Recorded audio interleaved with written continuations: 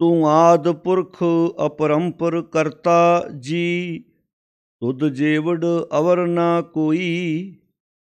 तू जुग जुग एको सदा सदा तू एको जी। तू निहचल करता सोई। तुद आपे भावै सोई वरतै जी।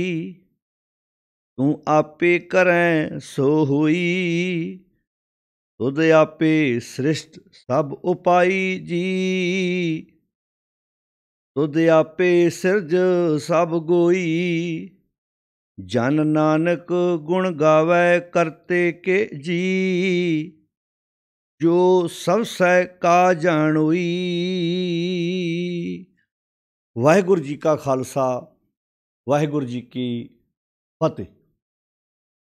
गुरु प्यारी साध संगत जी, सो पुरख बाणी जिस दी विचार चल रही है, गुरु रामदास पिता महाराज जी की रचना तो उच्चारण किया होया शब्द, जिसका आपां अज पंजवें बंद का पाठ सरवण किया है। क्योंकि ਜਿਹੜੇ ਲੜੀਵਾਰ ਸਰੋਤੇ विचार ਸਰਵਣ कर रहे हैं, उन्होंने इस गल का पता है कि ये शब्द ਇੱਕੋ ही है, जिसके 5 बंद सन। आपां 5 दिनों में एक एक बंद की जी विचार है वो तुहाडे नाल सांझी की, क्योंकि शब्द का आकार दूजिया शब्दों नालों थोड़ा जिहा वड्डा सी। तो इस करके असी एक एक बंद की विचार जी है रोज़ तुहाडे नाल सांझी करने की कोशिश की है। अज आपां 5 नंबर बंद का पाठ बड़े प्यार नाल सरवण किया है। जिवें आपां जिहड़े पहले बंद आए ने उन्हां दी विचार तुहाडे नाल सांझी कर चुके हैं कि गुरु रामदास पिता महाराज जी ने उस परमात्मा दे ध्यान बारे, उस नाल सांझ पाउण बारे, अपने जीवन चों रब्बी गुण प्रगट करने बारे जो विचार बख्शिश कीते ने कि मनुख अपनी जिंदगी विच उही सुखी हो सकता है जिहड़ा उस सच नाल सांझ पाएगा ते विकारां तो बंधनां तो मुक्त हो जाएगा। उन्हां नूं ही भगत आखिया गया है। उही उस भगती दे खजाने विचों अनेकां भंडारे प्राप्त करके अपनी जिंदगी नूं खुशहाल बनाउंदे हन। तो 5 नंबर बंद विच भी गुरु रामदास पिता महाराज बख्शिश करते हैं कि उस परमात्मा नाल सांझ पाउणी है जिहड़ा मुढ़ तो है, जिहदा उरला ते परला बन्ना नहीं है, जिहड़ा सर्व व्यापक है ते सब कुछ करन वाला है। गुरु रामदास पिता महाराज फरमाउंदे ने, कहंदे तू आद पुरख। हुण इह कल्ला कल्ला गुण है। आद दा अर्थ है मुढ़ तो, हमेशा तो। आद पुरख दा अर्थ है व्यापक। तू आद पुरख अपरंपर। अपरंपर दा अर्थ है जिहदा उरला ते परला बन्ना है नहीं, भाव बेअंत। उहदे वास्ते शब्द है बेअंत, अपरंपर। चौथा शब्द आ गया करता। करता दा अर्थ सब कुछ बनाउण वाला है। हुण ये गुण ने उस परमेश्वर दे जो सर्व व्यापक है। तू आद पुरख अपरंपर करता जी। महाराज कोई होर भी है उहदे वर्गा? कहंदे तुद जेवड़ अवर ना कोई। उहदे वर्गा होर कोई नहीं। तुद जेवड़, तुहाडे वर्गा कोई दूजा नहीं है। तो गुरु साहब जी ने बाणी च ये गल बहुत वार लिखी है, बहुत वार समझाई है कि उस मालक वर्गा दूजा कोई नहीं। आपां पिछे भी जदों सोदर दी बाणी दी विचार कीती उहदे विच भी लिखिया भी गुण इहो, उत्थे गुण दी नाणे नूं औंकड़ ला के गल स्पष्ट करती भी ये परमेश्वर दा विशेष गुण है। वैसे तां मालक विच बेअंत गुण ने, पर यह विशेष गुण है, विशेष खूबी है उस परमात्मा की भी गुण इहो होर ना ही कोई भी। होर परमात्मा वर्गा दूजा परमात्मा है नहीं। गुण इहो होर ना ही कोई ते ना को हुआ ना को होए। ना कोई है आ ते ना कोई महाराज कहंदे अगे होएगा। तो असी उस नाल सांझ पाउणी है जिहड़ा सदैव है, हमेशा है, हर वक्त एक रस टिकिया होया है। तू आद पुरख अपरंपर करता जी। तुद जेवड़ अवर ना कोई। वेखो किड्डी कमाल की गल है। जे असी इस गल नूं गुरु रामदास महाराज जी के इन्हां शब्दां नूं समझ लईए, सानूं कोई वखरा रब लभण की लोड़ पवेगी, किते वखरे थां ते जाके मत्था टेकण की लोड़ पवेगी, वखरे थां ते जाके पूजा करन की लोड़ पवेगी। फिर तो समझ आ जूगी भी वो तो जदों मेरे अंदर वसिया होया, फिर मैं उसकी पूजा की करनी है। अपने आप नूं सवारने उसकी पूजा है। ਜਦੋਂ ਇਹ ਸਮਝ ਆ ਗਿਆ ਵੀ ਉਹ ਮੇਰੇ ਅੰਦਰ ਵਸਿਆ, ਮੈਂ ਉਹਦੀ ਕੋਈ ਵੱਖਰੀ ਪੂਜਾ ਥੋੜ੍ਹਾ ਕਰਾਂਗਾ। ਜਿਵੇਂ ਹਿੰਦੂ ਮੰਦਰ ਜਾਂਦਾ ਹੈ, ਮੁਸਲਮਾਨ ਭਰਾ ਨਮਾਜ਼ ਪੜ੍ਹਨ ਮਸਜਿਦ ਵਿੱਚ ਜਾਂਦੇ ਨੇ, ਉਸ ਬਹੁਤਿਆਂ ਦੇ ਮਨਾਂ ਵਿੱਚ ਇਹ ਖਿਆਲ ਹੈ। ਸਿੱਖ ਨੂੰ ਸਮਝ ਆ ਜਾਏਗੀ ਅੱਜ ਸਾਡੇ ਦਿਮਾਗ ਵਿੱਚ ਵੀ ਇਹੋ ਗੱਲਾਂ ਬੈਠੀਆਂ ਨੇ, ਸ਼ਾਇਦ ਗੁਰਦੁਆਰੇ ਰੱਬ ਹੈ। ਨਹੀਂ, ਰੱਬ ਸਰਬ ਵਿਆਪਕ ਹੈ, ਸਾਡੇ ਸਾਰਿਆਂ ਦੇ ਹਿਰਦੇ ਵਿੱਚ ਬੈਠਾ ਹੋਇਆ ਹੈ। ਅਸੀਂ ਉਸ ਦਾ ਰੂਪ ਹਾਂ, ਅਸੀਂ ਆਪਣੇ ਆਪ ਨੂੰ ਸਵਾਰਨਾ ਹੈ। ਤੁਸੀਂ ਬਾਣੀ ਨੂੰ ਜਿੰਨੀ ਵਾਰ ਪੜ੍ਹੋਗੇ ਨਾ, ਹਰ ਸ਼ਬਦ 'ਚੋਂ ਸਾਨੂੰ ਇਹ ਸਿੱਖਿਆ ਮਿਲੇਗੀ, ਆਪਣੇ ਆਪ ਨੂੰ ਸਵਾਰਨਾ ਹੀ ਉਸ ਨੂੰ ਪਾਉਣਾ ਹੈ। ਇਹ 'ਚ ਦੱਸੋ ਭਲਾ ਅਸੀਂ ਦੂਜੇ ਦਾ ਕੀ ਭਲਾ ਕਰ ਰਹੇ? ਅਸੀਂ ਆਪਣੇ ਆਪ ਨੂੰ ਸਵਾਰ ਰਹੇ ਹਾਂ ਨਾ। ਤਾਂ ਬਾਣੀ 'ਚ ਆਖਿਆ ਸੀ ਨਾ, ਆਪ ਸਵਾਰੇ ਮੈਂ ਮਿਲਾਂ, ਮੈਂ ਮਿਲਿਆ ਸੁਖ ਹੋਏ। ਆਪਣੇ ਆਪ ਨੂੰ ਸਵਾਰਨਾ ਹੀ ਸੱਚ ਨਾਲ ਮਿਲਣਾ ਹੈ। ਜਿਵੇਂ ਗੁਰੂ ਨੌਵੇਂ ਪਾਤਸ਼ਾਹ ਦੀ ਬਾਣੀ ਦਾ ਬੜਾ ਪਿਆਰਾ ਵਾਕ ਹੈ, ਕਾਹੇ ਰੇ ਬਨ ਖੋਜਨ ਜਾਈ। ਹੁਣ ਬਨ ਵਿੱਚ ਕਿਉਂ ਲੱਭਦਾ ਫਿਰਦਾ, ਜਦੋਂ ਬਨ ਵਿੱਚ ਹੈ ਹੀ ਨਹੀਂ। ਸਰਬ ਨਿਵਾਸੀ, ਨਿਵਾਸ ਸਾਰਿਆਂ 'ਚ ਕਰਦਾ, ਪਰ ਸਦਾ ਅਲੇਪਾ। ਹੈਗਾ ਨਿਵਾਸ ਸਾਰਿਆਂ 'ਚ, ਪਰ ਅਲੇਪ ਹੈ। ਤੇਰੇ ਮਾੜੇ ਕੰਮਾਂ ਦੀ ਜ਼ਿੰਮੇਵਾਰੀ ਥੋੜ੍ਹਾ ਉੱਤੇ ਜਾਣੀ ਹੈ। ਜਿਵੇਂ ਆਪਾਂ ਪਹਿਲਾਂ ਵੀ ਇਹ ਗੱਲ ਬਾਰ-ਬਾਰ ਸਪਸ਼ਟ ਕਰ ਰਹੇ ਹਾਂ ਵੀ ਕੋਈ ਬੰਦਾ ਗੁਨਾਹ ਕਰਦਾ, ਗਲਤੀ ਕਰਦਾ, ਕਾਨੂੰਨ ਥੋੜ੍ਹਾ ਉਹਦਾ ਜ਼ਿੰਮੇਵਾਰ ਹੈ। ਕਾਨੂੰਨ ਤੇ ਕਹਿੰਦਾ ਤੂੰ ਗੁਨਾਹ ਕਰ, ਮੈਂ ਤੈਨੂੰ ਸਜ਼ਾ ਦੇਵਾਂਗਾ। ਇੱਦਾਂ ਹੀ ਕਹਿੰਦੇ ਤੂੰ ਕਾਹੇ ਰੇ ਬਨ ਖੋਜਨ ਜਾਈ, ਸਰਬ ਨਿਵਾਸੀ ਸਦਾ ਅਲੇਪਾ। ਸਾਰਿਆਂ 'ਚ ਨਿਵਾਸ ਕਰਕੇ ਵੀ ਅਲੇਪ ਹੈ, ਕਿਉਂਕਿ ਆਦ ਅਨੀਲ ਹੈ, ਦਾਗ ਤੋਂ ਰਹਿਤ ਹੈ। ਸਰਬ ਨਿਵਾਸੀ ਸਦਾ ਅਲੇਪਾ ਨਾਲ ਕਹਿੰਦਾ ਤੋਹੀ ਮੀਨਿੰਗ ਮੇਰੇ ਨਾਲ ਆਪਣੇ ਆਪ ਬਾਰੇ ਸੋਚੋ। ਤੋਹੀ ਸੰਗ ਸਮਾਈ ਪੋਹਪ ਮੱਧ ਜਿਉਂ ਪਾਸ ਬਸਤ ਹੈ। ਹੁਣ ਫੁੱਲ ਦਿਸਦਾ ਪਰ ਉਹਦੀ ਸੁਗੰਧੀ ਨਹੀਂ ਦਿਸਦੀ, ਸੁਗੰਧੀ ਮਹਿਸੂਸ ਕੀਤੀ ਜਾਂਦੀ ਹੈ। ਪੋਹਪ ਮੱਧ ਜਿਉਂ ਬਾਸ ਬਸਤ ਹੈ, ਮੁਕਰ ਮਾਹੇ ਜੈਸੇ ਛਾਈ। ਜਿਵੇਂ ਸੀਸੇ ਵਿੱਚ ਸਾਡਾ ਅਕਸ਼ ਹੁੰਦਾ ਹੈ, ਜੇ ਆਪਣੇ ਸੀਸੇ ਵਿੱਚ ਆਪਣਾ ਅਕਸ਼ ਵੇਖ ਸਕਦੇ ਹੋ, ਪਰ ਸੀਸੇ ਵਿੱਚੋਂ ਉਸ ਅਕਸ਼ ਨੂੰ ਠੀਕ ਥੋੜ੍ਹਾ ਕਰ ਸਕਦੇ ਹੋ। ਮੰਨ ਲਓ ਤੁਹਾਡੇ ਕਿਸੇ ਚਿਹਰੇ 'ਤੇ ਦਾਗ ਲੱਗਾ ਹੈ, ਸੀਸਾ ਤੁਹਾਨੂੰ ਵਿਖਾ ਸਕਦਾ ਹੈ, ਪਰ ਠੀਕ ਤਾਂ ਇੱਥੋਂ ਹੀ ਹੋਣਾ ਹੈ ਨਾ, ਉਹ ਸੀਸੇ 'ਚੋਂ ਥੋੜ੍ਹਾ ਤੁਸੀਂ ਟੱਚ ਕਰਕੇ ਠੀਕ ਕਰ ਸਕਦੇ ਹੋ। ਮੁਕਰ ਮਾਹੇ ਜੈਸੇ ਛਾਈ, ਤੈਸੇ ਹੀ ਹਰ ਬਸੇ ਨਿਰੰਤਰ। ਇੱਦਾਂ ਹੀ ਉਹ ਨਿਰੰਤਰ ਕੌਣ? ਤੂੰ ਆਦ ਪੁਰਖ ਅਪਰੰਪਰ ਕਰਤਾ ਜੀ ਉਹ। ਤੈਸੇ ਹੀ ਹਰ ਬਸੇ ਨਿਰੰਤਰ। ਮਹਾਰਾਜ ਕਿੱਥੋਂ ਲੱਭੀਏ? ਕਹਿੰਦੇ ਘੱਟ ਹੀ ਖੋਜੋ ਭਾਈ। ਘੱਟ ਦਾ ਅਰਥ ਹਿਰਦਾ, ਬਾਹਰ ਭੀਤਰ। ਹੁਣ ਇਹ ਤੋਂ ਵਧੀਆ ਪਰਮੇਸ਼ਰ ਦੀ ਕੋਈ ਡੈਫੀਨੇਸ਼ਨ ਦੱਸ ਸਕਦਾ? ਕਿੱਡੀ ਕਲੀਅਰ ਦੱਸ ਦਿੱਤੀ ਵੀ ਬਾਹਰ ਭੀਤਰ ਇੱਕੋ ਜਾਣੋ। ਜਦੋਂ ਮੈਂ ਬਾਹਰ ਤੇ ਅੰਦਰ ਇੱਕੋ ਜਾਣਾਂਗਾ, ਫਿਰ ਮੈਂ ਕੋਈ ਵਿਸ਼ੇਸ਼ ਜਗ੍ਹਾ 'ਤੇ ਪੂਜਾ ਕਰਨ ਜਾਵਾਂਗਾ। ਬਾਹਰ ਭੀਤਰ ਇੱਕੋ ਜਾਣੋ, ਇਹ ਕਿੱਥੋਂ ਪਤਾ ਲੱਗਾ? ਕਹਿੰਦੇ ਇਹ ਗੁਰ ਗਿਆਨ ਬਤਾਈ। ਇਹ ਗੱਲ ਮੈਨੂੰ ਮੇਰੇ ਗੁਰੂ ਨੇ ਸਮਝਾ ਦਿੱਤੀ। ਇਹ ਗੁਰ ਗਿਆਨ ਬਤਾਈ। ਜਨ ਨਾਨਕ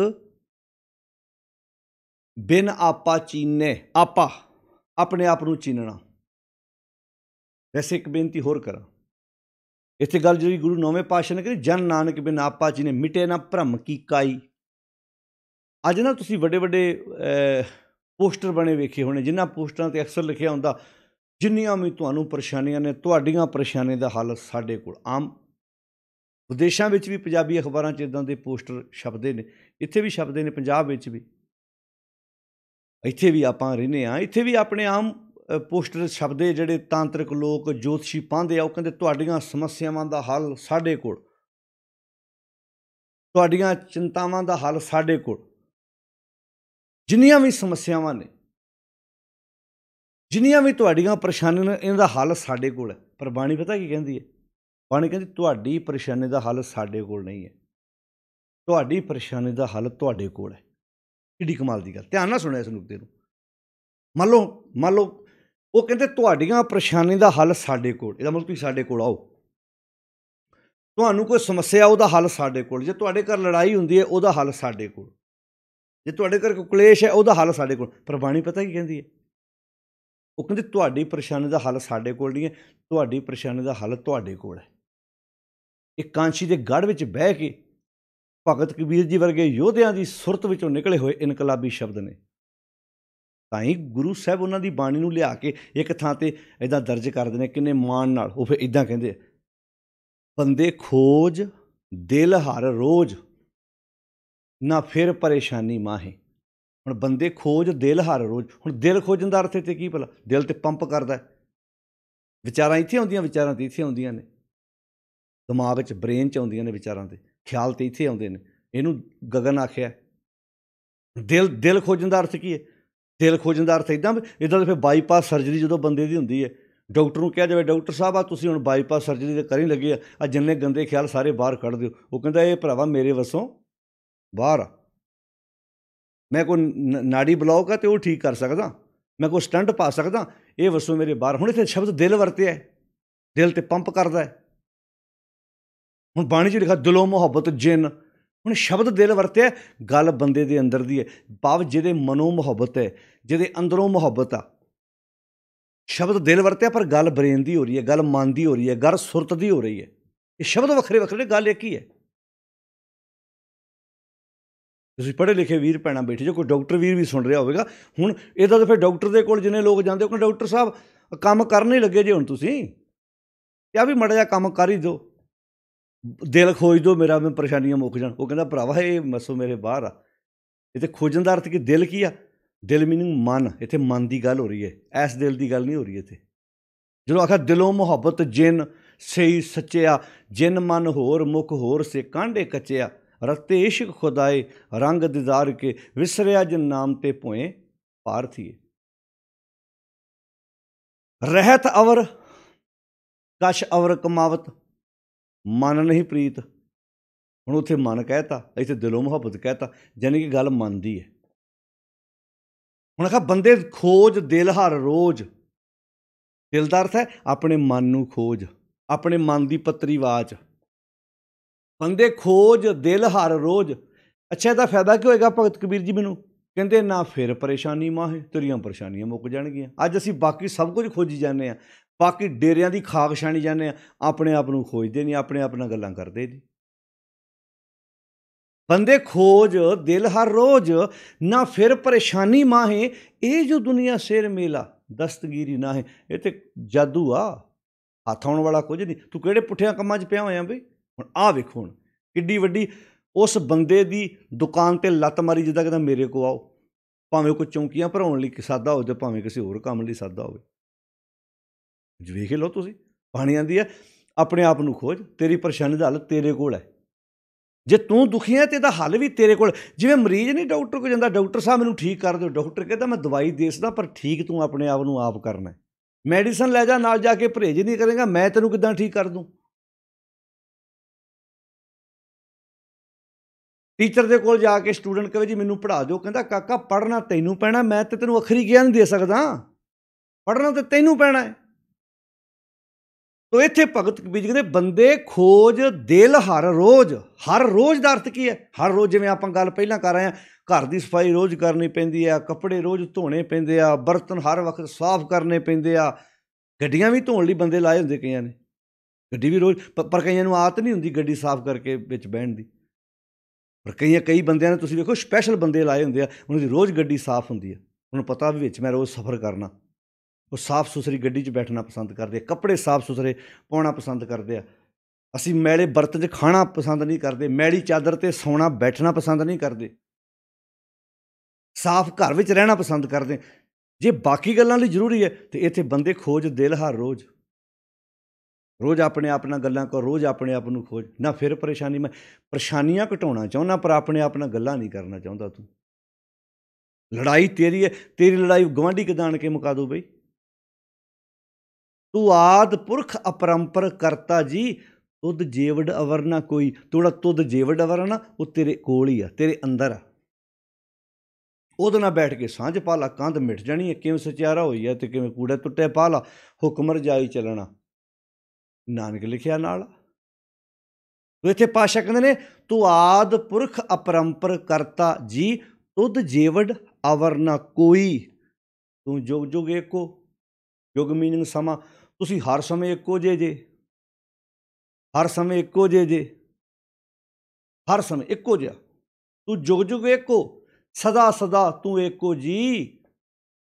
ਤੂੰ ਨਿਹਚਲ ਕਰਤਾ ਸੋਈ, ਨਿਹਚਲ ਨਾ ਹਿੱਲਣ ਵਾਲਾ, ਸਦੀਵ ਰਹਿਣ ਵਾਲਾ। ਇੱਥੇ ਕਈ ਆਏ ਚਲੇ ਗਏ, ਲੋਕਾਂ ਨੇ ਉਹਨਾਂ ਨੂੰ ਵੀ ਰੱਬ ਕਹਿ ਛੱਡਿਆ। ਹਰ ਸਮੇਂ ਇੱਕੋ ਜਿਹੇ ਨਹੀਂ ਰਹੇ, ਉਹਨਾਂ ਨੂੰ ਵੀ ਭਗਵਾਨ ਕਹਿ ਕੇ ਲੋਕੀ ਪੂਜੀ ਗਏ। ਇੱਥੇ ਲਿਖਿਆ ਤੂੰ ਜੁਗ ਜੁਗ ਏਕੋ, ਜੁਗ ਮੀਨਿੰਗ ਸਮਾਂ, ਤੁਸੀਂ ਹਰ ਸਮੇਂ ਇੱਕੋ ਜੇ, ਇੱਕੋ ਜੇ। ਤੂੰ ਜੁਗ ਜੁਗ ਏਕੋ, ਸਦਾ ਸਦਾ ਤੂੰ ਇੱਕੋ ਜੀ, ਤੁਸੀਂ ਸਦਾ ਹੀ ਇੱਕੋ ਜੀ ਜੇ। ਆਦ ਅਨੀਲ ਅਨਾਦ ਅਨਾਹਤ ਜੁਗ ਜੁਗ ਏਕੋ ਵੇਸ, ਜੁਗ ਜੁਗ ਹਰ ਸਮੇਂ ਇੱਕੋ ਜਿਹਾ ਵੇਸ, ਉਤਰਾ ਚੜਾ ਨਹੀਂ। ਜਦੋਂ ਮੈਂ ਉਹਦੇ ਨਾਲ ਸਾਂਝ ਪਾਵਾਂਗਾ ਫਿਰ ਬੰਦਾ ਵੀ ਇੱਕੋ ਜਿਹਾ ਹੋਏਗਾ ਨਾ। ਖੁਸ਼ੀ ਗਮੀ, ਖੁਸ਼ੀ ਵੇਲੇ ਉਛਲੇਗਾ ਨਹੀਂ, ਗਮੀ ਵੇਲੇ ਉਲਾਮੇ ਨਹੀਂ ਦੇਵੇਗਾ। ਸਾਡੇ ਸਮਾਜ 'ਚ ਅੱਜ ਅਸੀਂ ਜੁਗ ਜੁਗ ਇੱਕ, ਹੁਣ ਜੇ ਪਰਮੇਸ਼ਰ ਜੁਗ ਜੁਗ ਇੱਕੋ ਵੇਸ ਆ, ਉਹ ਨਿਸ਼ਚਲ ਆ। ਜਦੋਂ ਮੈਂ ਉਹਦੇ ਨਾਲ ਜੁੜਾਂਗਾ, ਜਿਵੇਂ ਬਾਣੀ 'ਚ ਲਿਖਿਆ, ਜਿਨ ਨਿਰਭਉ ਜਿਨ ਹਰ ਨਿਰਭਉ ਧਿਆਇਆ ਜੀ ਤਿਨਕਾ ਭਉ ਸਭ ਗਵਾਸੀ। ਜਦੋਂ ਮੈਂ ਨਿਰਭਉ ਨੂੰ ਧਿਆਵਾਂਗਾ ਤੇ ਮੇਰੇ ਵਿੱਚੋਂ ਵੀ ਭਉ ਦੂਰ ਹੋਏਗਾ। ਜਦੋਂ ਮੈਂ ਜੁਗ ਜੁਗ ਇੱਕੋ ਵੇਸ ਨਾਲ ਸਾਂਝ ਪਾਵਾਂਗਾ ਅੰਦਰ ਬੈਠੇ ਨਾਲ, ਮੈਂ ਵੀ ਫਿਰ ਹਰ ਸਮੇਂ ਇੱਕੋ ਜਿਹਾ ਹੋਵਾਂਗਾ। ਅੱਜ ਬੰਦਾ ਹਰ ਸਮੇਂ ਇੱਕੋ ਜਿਹਾ ਕਿਉਂ ਨਹੀਂ ਹੈ? ਖੁਸ਼ੀ ਵੇਲੇ ਉਛਲਦਾ, ਬੱਕਰੇ ਬੁਲਾਉਂਦਾ, ਸ਼ਰਾਬਾਂ ਪੀਂਦਾ, ਭੰਗੜੇ ਪਾਉਂਦਾ, ਨਾਚ ਗਾਣੇ ਕਰਦਾ, ਹੋ ਰਿਹਾ ਨਾ। ਜਦੋਂ ਮਾੜਾ ਝਟਕਾ ਲੱਗਦਾ ਕਿੱਦਾਂ ਉਲਾਮੇ ਦਿੰਦਾ, ਕਿੱਦਾਂ ਉਲਾਮੇ ਦਿੰਦਾ। ਮਾਟੀ ਕੋ ਪੁਤਲਾ ਕੈਸੇ ਨਚਤ ਹੈ, ਮਿੱਟੀ ਦਾ ਪੁਤਲਾ। ਹੁਣ ਇੱਥੇ ਮਿੱਟੀ ਦਾ ਪੁਤਲਾ ਕਿਉਂ ਆਖਿਆ ਭਗਤ ਰਵਿਦਾਸ ਜੀ ਨੇ? ਸੁਣਿਓ ਹੁਣ ਧਿਆਨ ਨਾਲ, ਕਾਸ਼ ਕਿਤੇ ਅਸੀਂ ਬਾਣੀ ਨੂੰ ਇੱਦਾਂ ਸਮਝਿਆ ਹੁੰਦਾ। ਮਾਟੀ ਕੋ ਪੁਤਲਾ ਕੈਸੇ ਨਚਤ ਹੈ, ਇੱਥੇ ਮਿੱਟੀ ਦਾ ਪੁਤਲਾ ਕਿਉਂ ਆਖਿਆ? ਦੇਖੈ ਦੇਖੈ ਸੁਣੈ ਬੋਲੇ, ਦੌੜਿਓ ਫਿਰਤ ਜਬ ਕਛ ਪਾਵੇ ਤਬ ਗਰਭ ਕਰਤ। ਜਦੋਂ ਤੋਂ ਕੋਈ ਚੀਜ਼ ਆਉਂਦੀ ਹੈ ਉਦੋਂ ਤੇ ਹੰਕਾਰ ਨਾ ਭਰ ਜਾਂਦਾ, ਤੇ ਮਾਇਆ ਗਈ ਤਬ ਰੋਵਣ ਲੱਗਤ ਹੈ। ਜੁਗ ਜੁਗ ਇਹ ਕੋਈ ਵੇਸ ਹੋਇਆ ਹੀ ਨਹੀਂ, ਕਿਉਂਕਿ ਸਾਂਝ ਹੀ ਨਹੀਂ ਨਾ ਪਾਈ ਉਹਦੇ ਨਾਲ। ਉਹ ਤਾਂ ਜੁਗ ਜੁਗ ਇੱਕੋ ਵੇਸ ਹੈਗਾ। ਗੱਲ ਤੇ ਮੈਂ ਵਿਚਾਰ ਤਾਂ ਰਿਹਾ ਵੀ ਮੈਂ ਜੁਗ ਜੁਗ ਇੱਕੋ ਵੇਸ ਕਿੱਦਾਂ ਹੋਣਾ। ਮੈਂ ਖੁਸ਼ੀ ਗਮੀ 'ਚ ਆਪਣੇ ਆਪ ਨੂੰ ਕਿੱਦਾਂ ਇੱਕ ਸਾਰ ਰੱਖ ਕੇ ਜ਼ਿੰਦਗੀ ਜਿਉਣੀ ਹੈ। ਉਹ ਮਤਲਬ ਤਾਂ ਹੀ ਹੈ ਨਾ ਬਾਣੀ ਪੜ੍ਹਨ ਦਾ, ਵੀ ਬਾਣੀ ਮਨੁੱਖ ਨੂੰ ਜ਼ਿੰਦਗੀ ਜਿਉਣ ਦਾ ਤਰੀਕਾ ਦੱਸਦੀ ਹੈ। ਮਾਟੀ ਕੋ ਪੁਤਲਾ, ਭਗਤ ਰਵਿਦਾਸ ਜੀ ਕਹਿੰਦੇ ਮਾਟੀ ਕੋ ਪੁਤਲਾ ਕੈਸੇ ਨਚਤ ਹੈ, ਮਿੱਟੀ ਦਾ ਪੁਤਲਾ ਕਿੱਦਾਂ ਨੱਚਦਾ ਹੈ। ਨੱਚ ਨਹੀਂ ਰਿਹਾ, ਕਦੀ ਆਪਣੇ ਨਹੀਂ ਨੱਚਦਾ, ਮੁੜ ਕੇ ਬੱਚਿਆਂ ਨੂੰ ਨੱਚਦਾ, ਨਾਚ ਹੀ ਕਰੀ ਜਾ ਰਿਹਾ।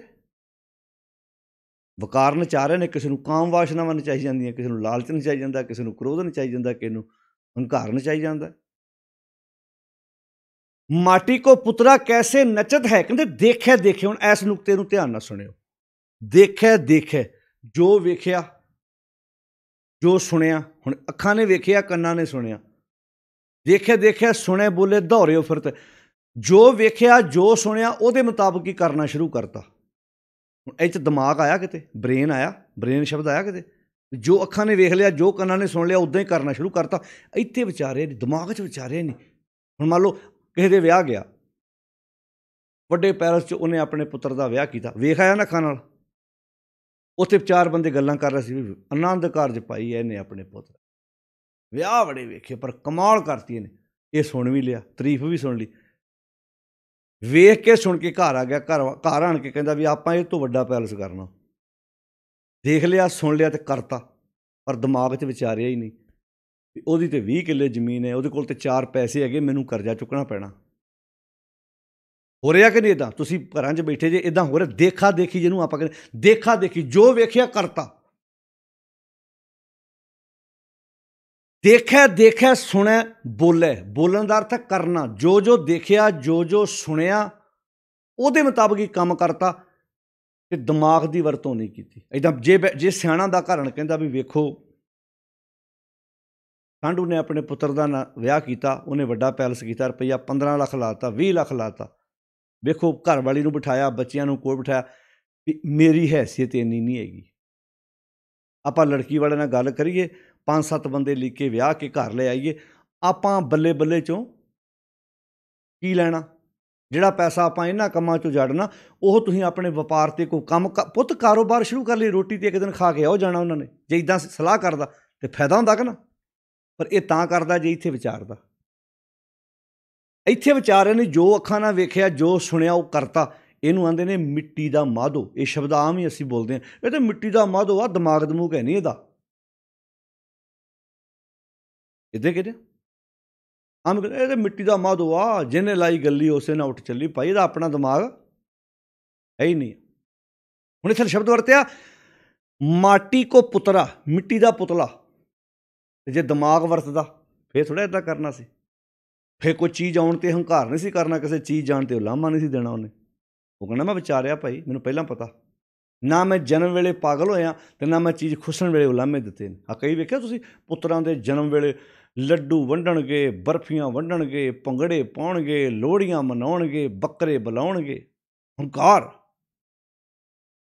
ਰੱਬ ਨਾ ਕਰੇ ਜੇ ਕੋਈ ਇੱਦਾਂ ਦੀ ਘਟਨਾ ਵਾਪਰ ਜਾਏ, ਅਣਸੁਖਾਵੀਂ ਘਟਨਾ ਵਾਪਰ ਜਾਏ। ਵਿਆਹਾਂ 'ਚ ਗੋਲੀਆਂ ਚੱਲ ਜਾਂਦੀਆਂ, ਕਈ ਵਾਰੀ ਵਿਆਹਾਂ 'ਚ ਵੇਖਿਆ ਪੈਲਸਾਂ 'ਚ ਗੋਲੀਆਂ ਚੱਲ ਜਾਂਦੀਆਂ, ਫਿਰ ਪੈਲਸ ਵਿੱਚ ਵੈਪਨ ਲੈ ਕੇ ਜਾਂਦੇ ਆ, ਹਥਿਆਰ ਗੋਲੀਆਂ ਚਲਾਉਂਦੇ ਆ। ਕਿਤੇ ਬਹੁਤ ਥਾਵਾਂ 'ਤੇ ਘਟਨਾਵਾਂ ਵਾਪਰ ਚੁੱਕੀਆਂ। ਫਿਰ ਜਦੋਂ ਵਾਪਰ ਗਈ ਫਿਰ ਕਹਿਣਾ ਹਾਏ ਰੱਬ ਕੋ ਖੁਸ਼ੀ ਜਰੀ ਨਾ ਗਈ। ਅੱਛਾ ਜੀ, ਉਹ ਰੱਬ ਫੈਰ ਕਰਨ ਆਇਆ ਸੀ, ਉਹਨੇ ਕਿਹਾ ਸੀ ਆਹ ਕੰਮ ਕਰੋ, ਗੁਰੂ ਨੇ ਕਿਹਾ ਸੀ। ਗੁਰੂ ਕੋਲ ਤੇ 10 ਮਿੰਟ ਨਹੀਂ ਬੈਠੇ ਅਸੀਂ। ਗ੍ਰੰਥੀ ਸਾਹਿਬ ਜੇ ਕੋਈ ਸਾਨੂੰ ਕੋਈ ਉੱਥੇ ਗੱਲ ਗੁਰੂ ਦੀ ਸੁਣਾਉਣ ਦੀ ਗੱਲ ਕਰਦਾ ਤੇ ਅਸੀਂ ਸੁਣਨ ਨੂੰ ਤਿਆਰ ਨਹੀਂ। ਜੁਗ ਜੁਗ ਇੱਕੋ ਵੇਸ ਕਿਉਂ ਨਹੀਂ ਹੈਗੇ ਅਸੀਂ? ਪੜ੍ਹ ਛੱਡਿਆ ਬਸ, ਸੋਦਰ ਦਾ ਪਾਠ ਹੁੰਦਾ ਜੀ, ਸਾਨੂੰ ਤੇ ਮੂੰਹ ਜ਼ਬਾਨੀ ਯਾਦ ਹੈ ਭਾਈ ਸਾਹਿਬ ਜੀ। ਅਸੀਂ ਤਾਂ ਪ੍ਰਸ਼ਾਦਾ ਨਹੀਂ ਛਕਦੇ ਸੋਦਰ ਦੀ ਬਾਣੀ ਪੜ੍ਹਨ ਤੋਂ ਬਿਨਾਂ। ਉਜੜੇ ਕਿਉਂ ਪਏ ਆ? ਮਾਟੀ ਕੋ ਪੁੱਤਰਾ कैसे नचत है, देखै देखै सुनै बोलै, दौड़ियो फिरतै जब कछ पावे तब गर्भ करता है। ते माया गई तब रोवन लगत है। ਜਦੋਂ ਚੀਜ਼ ਚਲੇਗੀ ਕੋਲੋਂ ਹੁਣ ਰੋਂਦਾ ਐ ਮੱਥੇ ਤੇ ਹੱਥ ਰੱਖ ਕੇ ਬੈਠਾ। ਬਾਣੀ 'ਚ ਕੀ ਲਿਖਿਆ ਇੱਥੇ? ਤੂੰ ਜੁਗ ਜੁਗ ਏਕੋ, ਸਦਾ ਸਦਾ ਤੂੰ ਏਕੋ ਜੀ, ਤੂੰ ਨਿਸ਼ਚਲ ਕਰਤਾ ਸੋਈ। ਹੁਣ ਇਹਨਾਂ ਸ਼ਬਦਾਂ ਦਾ ਕੀ ਮੀਨਿੰਗ ਆ? ਵੀ ਜਦੋਂ ਮੈਂ ਇਹ ਗੁਣ, ਇਹ ਵਿਚਾਰ ਪੜ੍ਹਾਂਗਾ, ਉਹ ਜੇ ਉਹ ਜੁਗ ਜੁਗ ਇੱਕੋ ਵੇਸ ਆ, ਨਿਸ਼ਚਲ ਵਾ, ਜਦੋਂ ਮੈਂ ਉਹਦੇ ਨਾਲ ਸਾਂਝ ਪਾਵਾਂਗਾ, ਮੈਂ ਨਿਸ਼ਚਲ ਹੋਵਾਂਗਾ ਕਿ ਨਹੀਂ ਹੋਵਾਂਗਾ? ਕੋਈ ਡੁਲਾ ਸਕਿਆ? ਸਾਰੇ ਰਿਸ਼ਤੇਦਾਰ ਕਹਿਣ ਨਹੀਂ ਨਹੀਂ ਤੂੰ ਵੱਡੇ ਪੈਲਸ 'ਚ ਕਰ। ਉਹ ਕਹੇਗਾ ਨਾ ਭਰਾਵਾ, ਮੈਂ ਚਾਦਰ ਵੇਖ ਕੇ ਪੈਰ ਪੱਟਦਾ, ਮੈਂ ਮੁੜ ਕੇ ਫਾਹ ਨਹੀਂ ਲੈਣਾ। ਇੱਦਾਂ ਕਹੂਗਾ ਨਾ, ਮੈਂ ਫਾਹ ਨਹੀਂ ਲੈਣਾ ਤੁਹਾਡੇ ਵਾਂਗੂ। ਕਈ ਵਾਰੀ ਅਸੀਂ ਜਦੋਂ ਬੰਦੇ ਫਾਹ ਲੈਂਦੇ ਆ ਨਾ, ਅਸੀਂ ਸਰਕਾਰਾਂ ਦਾ ਦੋਸ਼ ਕੱਢਦੇ ਹਾਂ। ਠੀਕ ਹੈ, ਗਲਤੀਆਂ ਹੈਗੀਆਂ ਨੇ ਸਰਕਾਰਾਂ ਦੀਆਂ, ਪਰ ਆਪਾਂ ਵੀ ਦੁੱਧ ਧੋਤੇ ਥੋੜ੍ਹਾ ਹੈਗੇ, ਆਪਾਂ ਵੀ ਤਾਂ ਦੁੱਧ ਧੋਤੇ ਥੋੜ੍ਹਾ ਹੈਗੇ ਜਿਹੜੇ ਆਨੰਦ ਕਾਰਜ ਆਪਣੇ ਘਰਾਂ ਦੇ ਸਾਹਮਣੇ। ਅੱਛਾ, ਕਈ ਘਰਾਂ ਦੇ ਸਾਹਮਣੇ ਵੱਡੇ ਵੱਡੇ ਪਲਾਟ ਖਾਲੀ ਪਏ ਹੁੰਦੇ, ਉੱਥੇ ਵੀ ਸ਼ਮਿਆਨਾ ਲਾ ਕੇ ਆਨੰਦ ਕਾਰਜ ਕੀਤਾ ਜਾ ਸਕਦਾ।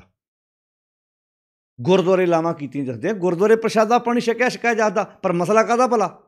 ਸੁਣੇ ਹੋਣੇ ਇੱਧਰ ਆਹਦਾ ਨੱਕ ਦਾ, ਆਹ ਨਾ ਖਲੋਣ ਦਿੰਦਾ। ਬੀਬੀਆਂ ਨਹੀਂ ਮਾਣ ਹੁੰਦੀਆਂ, ਲੈ ਇੱਕੋ ਇੱਕ ਤਾਂ ਹੈਗਾ ਸੁੱਖ ਨਾ, ਵੀ ਫਾਹ ਲੈਣਾ ਹੁਣ ਜੇ ਇੱਕ ਹੈਗਾ ਤੇ ਫਾਹ ਲੈ ਲਓ।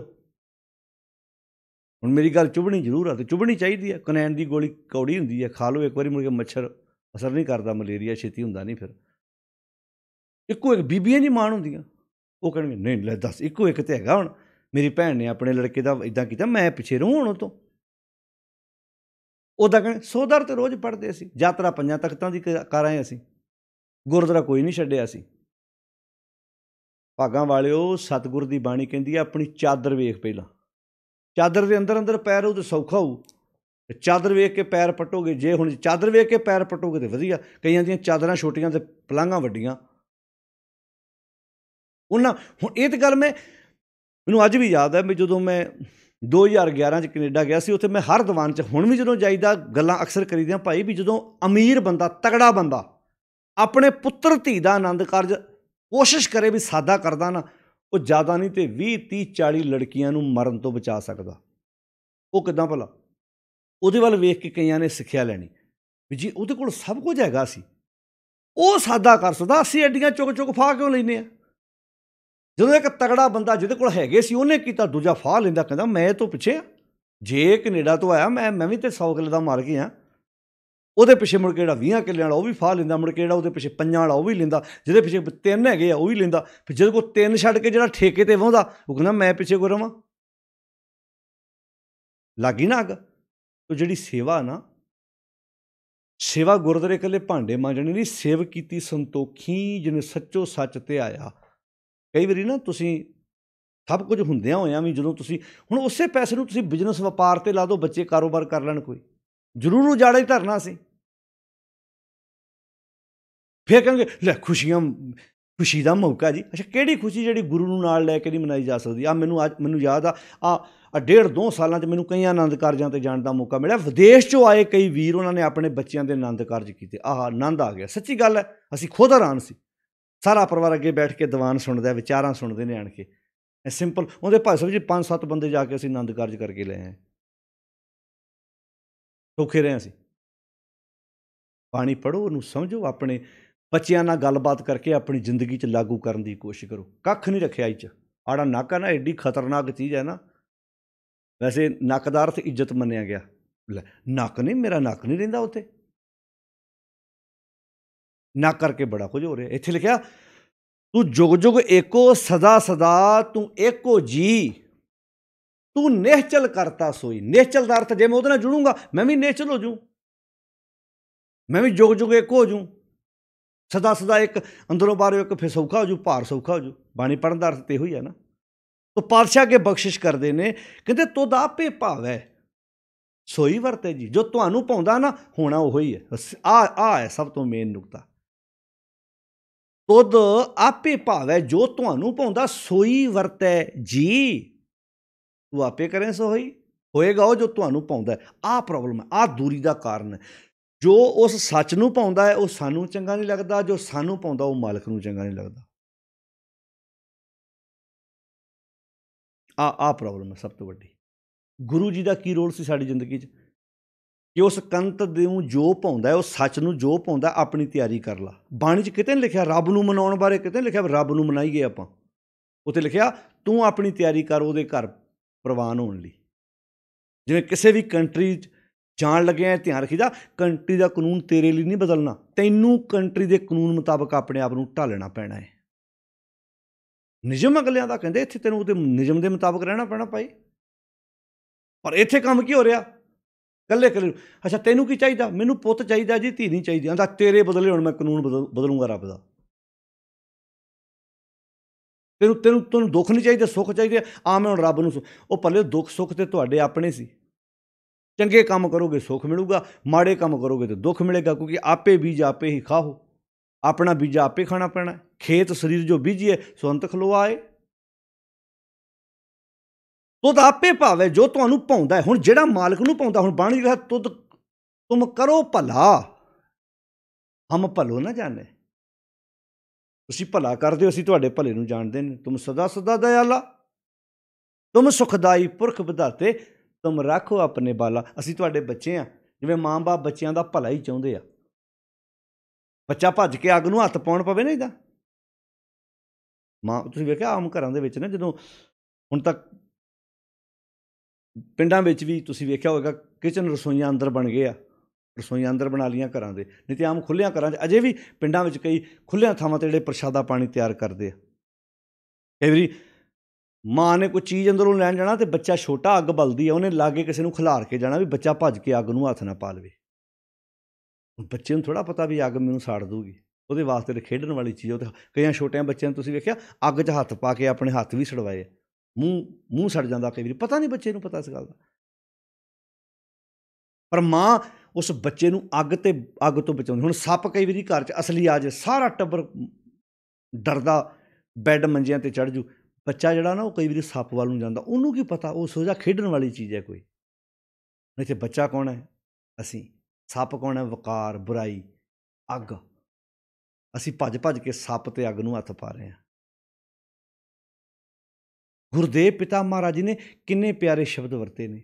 ਖੀਰ ਆਧਾਰ ਬਾਰਕ ਜਬ ਹੋਤਾ, ਬਿਨ ਖੀਰੇ ਰਹਿ ਨਾ ਜਾਈ, ਸਾਰ ਸੰਭਾਲ ਮਾਤਾ ਮੁਖ ਨੀਰੇ, ਤਬ ਉਹ ਤ੍ਰਿਪਤ ਅਗਾਈ।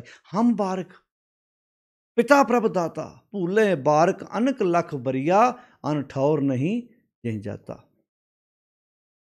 ਚੰਚਲ ਮਤ ਬਾਰਕ ਬਪਰੇ ਕੀ, ਸਰਪ ਅਗਨ। ਸੱਪ ਤੇ ਅੱਗ, ਸਰਪ ਅਗਨ ਕਰ ਮੇਲੇ। ਬੱਚਾ ਤੇ ਸੱਪ ਤੇ ਅੱਗ ਨੂੰ ਹੱਥ ਪਤਾ, ਪਰ ਮਾਤਾ ਪਿਤਾ ਕੰਠ ਲਾਏ ਰੱਖੇ, ਸਹਿਜ ਆਨੰਦ ਤਬ ਖੇਲੇ। ਇੱਥੇ ਪਿਤਾ ਕੌਣ ਹੈ? ਮੇਰਾ ਗੁਰੂ, ਮੇਰਾ ਸ਼ਬਦ ਗੁਰੂ, ਗਿਆਨ ਗੁਰੂ, ਜਿਹੜਾ ਗੁਰੂ ਮੈਨੂੰ ਉਸ ਬੁਰਾਈ ਤੋਂ ਬਚਾ ਕੇ ਰੱਖਦਾ ਹੈ। ਧੰਨ ਗੁਰੂ ਗ੍ਰੰਥ ਸਾਹਿਬ ਮਹਾਰਾਜ ਜੀ ਦੀ ਵਿਚਾਰਧਾਰਾ ਮੈਨੂੰ ਉਸ ਬੁਰਾਈ ਤੋਂ ਬਚਾ ਕੇ ਰੱਖਦੀ ਹੈ। ਇੱਕ ਵਾਰ ਸਾਰੇ ਕਹੋ ਧੰਨ ਸ੍ਰੀ ਗੁਰੂ ਗ੍ਰੰਥ ਸਾਹਿਬ ਜੀ। ਮਾਤਾ ਪਿਤਾ ਕੰਠ ਲਾਏ ਰੱਖੇ, ਸਹਿਜ ਆਨੰਦ ਤਬ ਖੇਲੇ। ਹੁਣ ਬੱਚੇ ਨੂੰ ਕਈ ਵਾਰੀ ਇੱਦਾਂ ਖਿੱਚ ਕੇ ਆਪਣੇ ਗਲ ਨਾਲ ਲਾਉਂਦੀ ਹੈ, ਕਈ ਵਾਰੀ ਘੂਰੀ ਵੀ ਦਿੰਦੀ ਹੈ, ਥੱਪੜ ਵੀ ਮਾਰਨਾ ਪੈਂਦਾ ਬੱਚੇ ਨੂੰ ਕਿਸੇ ਗੱਲੋਂ ਟੋਕਣ ਲਈ। ਉਹਦਾ ਅਰਥ ਨਹੀਂ ਵੀ ਮਾਂ ਬਾਪ ਬੱਚੇ ਦੇ ਦੁਸ਼ਮਣ ਨੇ, ਉਹ ਪਿਆਰ ਕਰਦੇ ਨੇ, ਉਹਨੂੰ ਸੁਧਾਰਨਾ ਚਾਹੁੰਦੇ ਨੇ, ਉਹਨੂੰ ਸਹੀ ਰਸਤੇ 'ਤੇ ਪਾਉਣਾ ਚਾਹੁੰਦੇ ਨੇ। ਸਾਧ ਸੰਗਤ, ਪ੍ਰੋਬਲਮ ਆ ਦੂਰੀ ਦਾ ਕਾਰਨ ਇਹ ਹੈ ਵੀ ਜੋ ਮਾਲਕ ਨੂੰ ਪਾਉਂਦਾ ਉਹ ਸਾਨੂੰ ਚੰਗਾ ਲੱਗਦਾ, ਜੋ ਸਾਨੂੰ ਚੰਗਾ ਲੱਗਦਾ ਉਹ ਮਾਲਕ ਨੂੰ ਨਹੀਂ ਪਾਉਂਦਾ। ਤੁਧ ਆਪੇ ਭਾਵੈ ਸੋਈ ਵਰਤੇ ਜੀ, ਤੂੰ ਆਪੇ ਕਰੇ ਸੋ ਹੋਈ। ਹੋਣਾ ਉਹ ਆ ਜੋ ਤੈਨੂੰ ਪਾਉਂਦਾ, ਜੋ ਸਾਨੂੰ ਪਾਉਂਦਾ। ਹੁਣ ਸਾਨੂੰ ਤਾਂ ਬੜਾ ਪੁੱਠਾ ਪਾਉਂਦਾ ਹੈ। ਹੁਣ ਸੋਚਿਓ, ਇਮਾਨਦਾਰੀ ਨਾਲ ਦੱਸਿਓ, ਜੇ ਕਹੀਏ ਵੀ ਜੋ ਮੈਨੂੰ ਭਾਉਂਦਾ ਉਹ ਹੋ ਜੇ, ਤੇ ਬੰਦੇ ਨੂੰ ਕੀ ਭਾਉਂਦਾ ਭਲਾ? ਘਰਾਂ 'ਚ ਬੈਠੇ ਤੁਸੀਂ ਸੁਣ ਰਹੇ ਜੇ, ਕਿਹੜੀ ਔਰਤ ਚਾਹੁੰਦੀ ਮੇਰੇ ਘਰ ਧੀ ਹੋਵੇ? ਕੋਈ ਟਾਵੀਂ ਸੱਸ, ਕੋਈ ਟਾਵੀਂ ਨੂੰਹ ਚਾਹੁੰਦੀ ਮੇਰੇ ਘਰ ਧੀ ਹੋਵੇ। ਅੰਦਰੋਂ ਤਮੰਨਾ ਪੁੱਤ ਦੀ ਹੁੰਦੀ, ਧੀ ਦਾ ਜਨਮ ਪ੍ਰਵਾਨ ਕਰ ਲਈਦਾ। ਧੀ ਦਾ ਜਨਮ ਤੇ ਸਿਰ ਝੁਕਦਾ ਉਹਨਾਂ ਮਾਵਾਂ ਅੱਗੇ। ਹੈਗੀਆਂ ਨੇ ਮਾਵਾਂ ਜਿਨ੍ਹਾਂ ਨੂੰ ਧੀ ਦਾ ਜਨਮ ਚੰਗਾ ਲੱਗਦਾ ਹੈ, ਐਸੇ ਬਾਪ ਵੀ ਹੈਗੇ ਜਿਨ੍ਹਾਂ ਨੂੰ ਧੀਆਂ ਪਿਆਰੀਆਂ ਲੱਗਦੀਆਂ, ਪਰ ਗਿਣਤੀ ਕਿੰਨੀ, ਐਵਰੇਜ ਕਿੰਨੀ ਹੋਏਗੀ ਭਲਾ? ਐਵਰੇਜ ਤੇ ਘੱਟ ਹੈ ਨਾ। ਜੇ ਇੱਦਾਂ ਹੁੰਦਾ ਹੋਵੇ, ਤੁਸੀਂ ਨੋਟ ਕਰਿਓ, ਜੇ ਇੱਦਾਂ ਹੁੰਦਾ ਹੋਵੇ ਤੇ ਸਮਾਜ ਤੁਸੀਂ ਵੇਖੋ, ਕਈ ਵਾਰੀ ਪੁੱਤਾਂ ਦੇ ਸਾਹਮਣੇ ਇੱਦਾਂ ਧੀਆਂ ਦੇ ਸਾਹਮਣੇ ਕਹੀ ਜਾਣਗੇ, ਅਰਦਾਸ ਕਰਕੇ ਵੇਖ ਲਓ ਕਿਤੇ ਰੱਬ ਸੁਣ ਹੀ ਲਵੇ। ਧੀਆਂ ਵਿਚਾਰੀਆਂ ਸੋਚਦੀਆਂ ਵੀ ਅਸੀਂ ਪੁੱਤ ਨਹੀਂ ਆ। ਇਹ ਧੀ ਤਾਂ ਇੱਕ ਇੱਦਾਂ ਦੀ ਦਾਤ ਹੈ ਜਿਹਨੂੰ ਦੋ ਸ਼ਬਦਾਂ ਨਾਲ ਤੁਸੀਂ ਸੰਬੋਧਨ ਕਰ ਸਕਦੇ ਹੋ। ਉਹਨੂੰ ਧੀ ਵੀ ਕਹਿ ਸਕਦੇ ਹੋ, ਉਹਨੂੰ ਪੁੱਤ ਵੀ ਕਹਿ ਸਕਦੇ ਹੋ। ਧੀਆਂ ਤਾਂ ਸਗੋਂ ਦੁੱਖ ਵੰਡਾਉਂਦੀਆਂ ਨੇ। ਉਹ ਠੀਕ ਹੈ, ਸਾਡਾ ਸਮਾਜ ਇੱਦਾਂ ਦਾ ਬਣ ਗਿਆ, ਡੇਰੇ ਜਿੰਨੇ ਪੁੱਤਾਂ ਦੀਆਂ ਅਰਦਾਸਾਂ ਹੋ ਰਹੀਆਂ ਨੇ, ਸਾਡੇ ਲੋਕ ਵੀ ਉਹੋ ਜਿਹੇ ਲਾਈ ਲੱਗ ਭੱਜੇ ਫਿਰਦੇ ਨੇ, ਆਪਣੀਆਂ ਧੀਆਂ ਬੱਚੀਆਂ ਦਾ ਸ਼ੋਸ਼ਣ ਕਰਾਉਂਦੇ ਜਾ ਕੇ ਡੇਰਿਆਂ 'ਤੇ ਲਈ ਫਿਰਦੇ ਉੱਥੇ। ਵੀ ਦੱਸੋ, ਉਹਨਾਂ ਕੋਲ ਫੈਕਟਰੀ ਹੈ? ਇਹ ਕੋਈ ਏਜੰਸੀ ਹੈ ਵੀ ਜਿਵੇਂ ਟੋਇਟਾ ਕੰਪਨੀ ਨੇ ਟੋਇਟਾ ਦੀਆਂ ਗੱਡੀਆਂ ਵੇਚਣੀਆਂ ਨੇ, ਮਹਿੰਦਰਾ ਨੇ ਮਹਿੰਦਰਾ ਦੀਆਂ ਵੇਚਣੀਆਂ ਨੇ? ਇਹ ਕੋਈ ਕੰਪਨੀ ਥੋੜ੍ਹਾ, ਜਿਵੇਂ ਬਾਬਿਆਂ ਨੂੰ ਅਥਾਰਟੀ ਦਿੱਤੀ ਰੱਬ ਨੇ ਵੀ ਤੁਸੀਂ ਪੁੱਤਰ ਵੰਡਣੇ ਨੇ, ਲੋਕ ਭੱਜੇ ਫਿਰਦੇ, ਥਾਂ ਥਾਂ ਦੇ ਧੱਕੇ ਖਾਂਦੇ ਫਿਰਦੇ। ਇੱਥੇ ਲਿਖਿਆ ਤੁਧ ਆਪੇ ਭਾਵੈ ਜੋ ਤੁਹਾਨੂੰ ਪਾਉਂਦਾ ਸੋਈ ਵਰਤੈ। ਉਹੋ ਹੋਣਾ ਜੋ ਉਹਨੂੰ ਪਾਉਂਦਾ। ਅਤੇ ਫਿਰ ਇੱਦਾਂ ਕਰੋ, ਹੁਣ ਮਹਾਰਾਜ ਤਿਆਰੀ ਇਹ ਹੋਵੇ ਸੱਚੇ ਪਾਤਸ਼ਾਹ, ਪੁੱਤ ਦੇਣਾ ਤਾਂ ਠੀਕ ਹੈ, ਧੀ ਦੇਣੀ ਹੈ ਤਾਂ ਠੀਕ ਹੈ, ਜੇ ਕੁਝ ਵੀ ਨਾ ਹੋਇਆ, ਸਿਦਕ ਐਡਾ ਵੱਡਾ ਦੇ ਦਿਓ ਕਿ ਮੈਂ ਤੁਹਾਡਾ ਦਰ ਛੱਡ ਕੇ ਪਾਸੇ ਡੋਲਾ ਨਾ ਕਿਤੇ। ਜੇ ਇਹ ਸੱਸ ਆਪਣੇ ਅੰਦਰ ਸ਼ਬਦ, ਇਹ ਸਿੱਖਿਆ ਧਾਰਨ ਕਰ ਲਵੇ, ਉਹ ਜਿੱਦਾਂ ਉਹਨਾਂ ਨੂੰਹਾਂ ਨੂੰ ਪਿਆਰ ਕਰਦੀਆਂ ਜਿਨ੍ਹਾਂ ਦੇ ਘਰ ਔਲਾਦ ਹੈ, ਫਿਰ ਉਹਨਾਂ ਧੀਆਂ ਨੂੰ ਵੀ ਪਿਆਰ ਕਰਨਗੇ ਜਿਨ੍ਹਾਂ ਘਰਾਂ 'ਚ ਔਲਾਦ ਨਹੀਂ ਹੈਗੀ। ਹੁਣ ਮੇਰੀ ਗੱਲ ਧਿਆਨ ਸੁਣੋ, ਇੱਕ ਓਂਕਾਰ ਦਾ ਅਰਥ ਕੀ ਹੈ? ਇੱਕ ਹੋਣਾ ਅੰਦਰੋਂ ਬਾਹਰੋਂ। ਉਹ ਮਤਲਬ ਹੈ, ਸੁਣੇ ਹੁਣ, ਅੰਦਰੋਂ ਬਾਹਰੋਂ ਇੱਕ ਹੋਣਾ।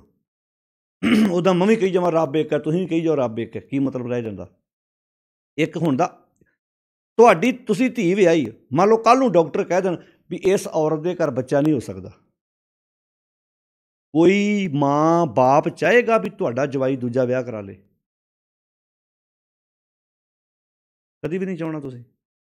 ਪਰ ਜੇ ਇਹੋ ਕੰਮ ਤੁਹਾਡੀ ਨੂੰਹ ਨਾ ਹੋ ਜਾਏ, ਨੂੰਹ ਨੂੰ ਕਹਦੇ ਡਾਕਟਰ ਵੀ ਘਰ ਔਲਾਦ ਨਹੀਂ ਹੋ ਸਕਦੀ, ਘਰ 'ਚ ਸਲਾਹਾਂ ਹੋਣ ਲੱਗ ਪੈਣਾ। ਹੁਣ ਕਿੱਥੇ ਗਿਆ ਇੱਕ ਓਂਕਾਰ? ਮੈਂ ਤਾਂ ਇੱਕ ਓਂਕਾਰ ਦਾ ਪਾਠ ਕਰਦਾ ਜੀ, ਅਸੀਂ ਤਾਂ ਅਖੰਡ ਪਾਠ ਕਰਾਉਂਦੇ ਹਾਂ ਜੀ। ਅਸੀਂ ਕੋਈ ਔਰਤ ਨਹੀਂ ਚਾਹੁੰਦੀ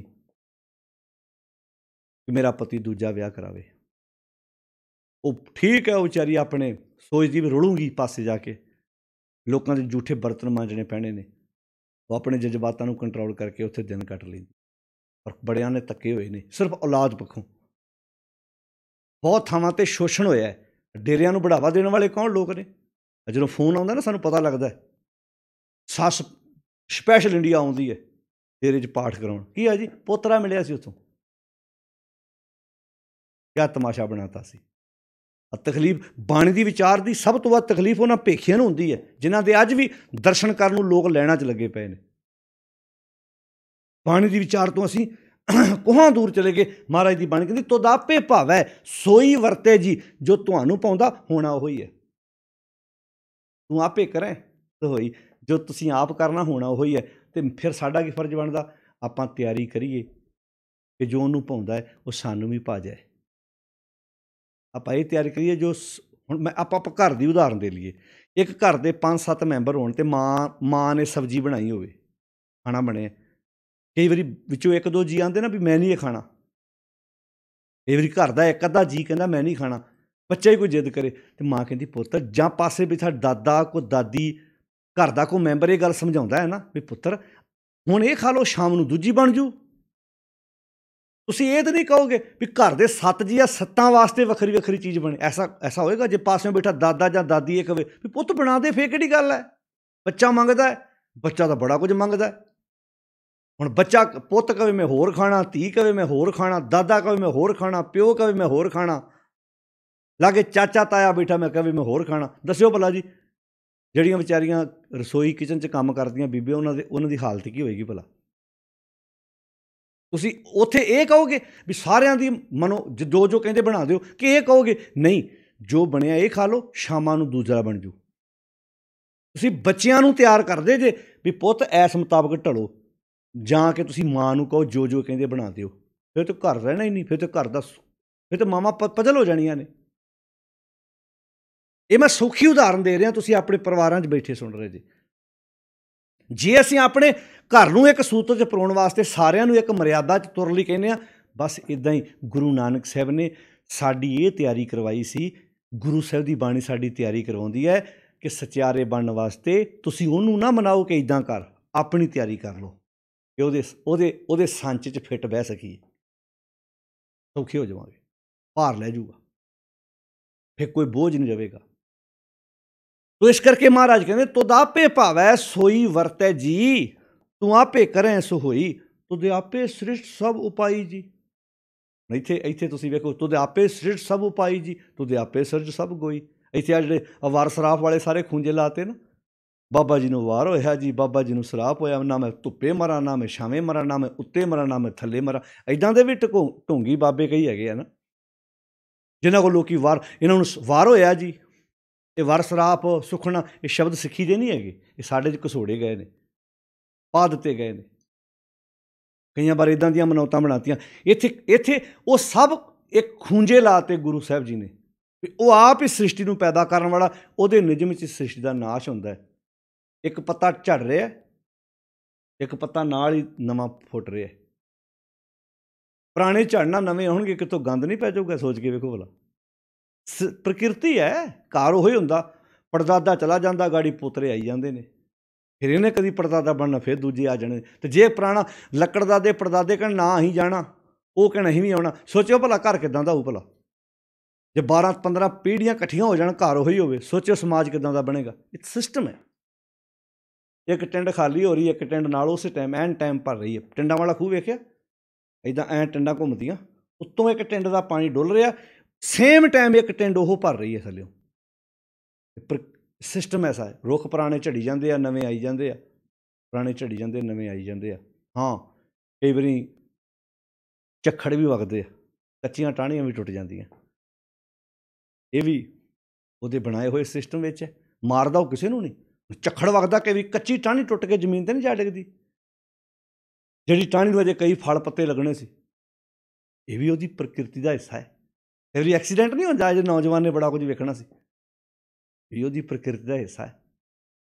ਉਹਨੇ ਨਹੀਂ ਕੀਤਾ, ਪਰ ਹਿੱਸਾ ਤਾਂ ਹੈਗਾ ਨਾ। ਤੂੰ ਨਿਯਮ ਦੀ ਪਾਲਣਾ ਕੀਤੀ, ਕਿਤੇ ਨਾ ਕਿਤੇ ਕੁਤਾਹੀ ਹੋਈ ਆ, ਕਿਤੇ ਰੋਡ ਦੀ ਪ੍ਰੋਬਲਮ ਹੋ ਸਕਦੀ ਹੈ, ਕਿਤੇ ਸੇਫਟੀ ਬੈਲਟ ਨਹੀਂ ਲਾਈ, ਕਿਤੇ ਨਸ਼ਾ ਪੀ ਕੇ ਗੱਡੀ ਚਲਾਈ, ਕੱਚੀਆਂ ਟਾਹਣੀਆਂ ਉਹ 'ਤੇ ਡਿੱਗ ਪੈਂਦੀਆਂ ਨੇ ਨਾ। ਹੁਣ ਇਹ ਤਾਂ ਨਹੀਂ ਕਹਾਂਗੇ, ਵੇਖੋ ਜੀ ਰੱਬ ਦੀ ਕਰੋਪੀ ਹੋਈ, ਪਹਿਲਾਂ ਹੀ ਲੈ ਗਿਆ, ਉਮਰ ਭੋਗ ਕੇ ਨਹੀਂ ਗਿਆ। ਇਹ ਤੁਹਾਨੂੰ ਪਤਾ ਸੀ ਉਹਦੀ ਉਮਰ ਇੰਨੀ ਲਿਖੀ ਹੈ? ਅੱਛਾ, ਇਹ ਤੁਹਾਡੇ ਮੁਤਾਬਕ 100 ਸਾਲ ਲਿਖੀ ਸੀ, ਉਹਨੂੰ 20 'ਚ ਹੀ ਲੈ ਗਿਆ। ਫਿਰ ਕਲਗੀਧਰ ਪਾਤਸ਼ਾਹ ਗੁਰੂ ਗੋਬਿੰਦ ਸਿੰਘ ਦੇ ਸਾਹਿਬਜ਼ਾਦਿਆਂ ਬਾਰੇ ਕੀ ਖਿਆਲ ਹੈ? ਉਹਨਾਂ ਨੇ ਭੋਗ ਲਈ ਸੀ ਪੂਰੀ।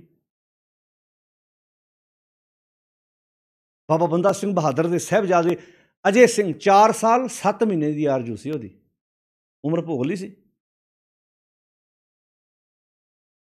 ਰੂਹ ਭਟਕਦੀ ਫਿਰਦੀ ਹੈ ਜੀ, ਅਜੇ ਉਮਰ ਨਹੀਂ ਸੀ ਨਾ ਪੂਰੀ ਹੋਈ। ਅਤੇ ਉਹਨਾਂ ਬੀਬੀਆਂ ਦੇ ਬੱਚੇ ਜਿਨ੍ਹਾਂ ਦੇ 2-2 3-3 ਮਹੀਨੇ ਦੇ ਬੱਚਿਆਂ ਦੇ ਨਿੱਕੇ ਨਿੱਕੇ ਟੁਕੜੇ ਕਰਕੇ ਜਲਾਦਾਂ ਨੇ ਗਲਾਂ 'ਚ ਹਾਰ ਪਾਤੇ, ਉਹਨਾਂ ਦੀ ਉਮਰ ਪੂਰੀ ਹੋ ਗਈ ਸੀ। ਇਹ ਝੱਖੜ ਨੇ, ਹਨੇਰੀਆਂ ਨੇ। ਜੂਨ 84 'ਚ 1 ਜੂਨ ਤੋਂ ਲੈ ਕੇ 6 ਜੂਨ ਤੱਕ ਕੀ ਕੁਝ ਹੋਇਆ? ਇੱਥੇ ਭਾਰਤ ਦੀ ਆਰਮੀ ਨੇ ਪੈਰਾਂ ਵਾਲੇ ਬੰਨਿਓ ਫੜ ਕੇ ਬੱਚਿਆਂ ਨੂੰ ਕੰਧਾਂ ਨਾਲ ਮਾਰ ਮਾਰ ਕੇ ਸ਼ਹੀਦ ਕੀਤਾ। ਕੀ ਗੁਨਾਹ ਸੀ ਉਹਨਾਂ ਬੱਚਿਆਂ ਦਾ? ਵੇ ਉਹਨਾਂ ਮਾਵਾਂ ਦਾ ਕੀ ਗੁਨਾਹ ਸੀ ਜਿਹੜੀਆਂ 6 ਜੂਨ ਨੂੰ ਗੁਰੂ ਅਰਜਨ ਸਾਹਿਬ ਦਾ ਸ਼ਹਾਦਤ ਦਾ ਦਿਨ ਮਨਾਉਣ ਲਈ ਦਰਬਾਰ ਸਾਹਿਬ ਗਏ ਸੀ? ਉਹ ਸਾਰੇ ਅੱਤਵਾਦੀ ਸਨ। ਇੱਕ ਮਾਸੂਮ ਬੱਚਾ ਵੀ ਅੱਤਵਾਦੀ ਸੀ, ਗੁਰੂ ਗ੍ਰੰਥ ਦਾ ਸਰੂਪ ਵੀ ਅੱਤਵਾਦੀ ਸੀ, ਉਹ ਮਾਵਾਂ ਵੀ ਅੱਤਵਾਦੀ ਸਨ ਜਿਹੜੀਆਂ ਆਪਣੇ ਪਰਿਵਾਰਾਂ ਨੂੰ, ਆਪਣੇ ਬੱਚਿਆਂ ਨੂੰ ਲੈ ਕੇ ਦਰਬਾਰ ਸਾਹਿਬ ਨਮਸਕਾਰ ਕਰਨ ਗਏ ਸਨ।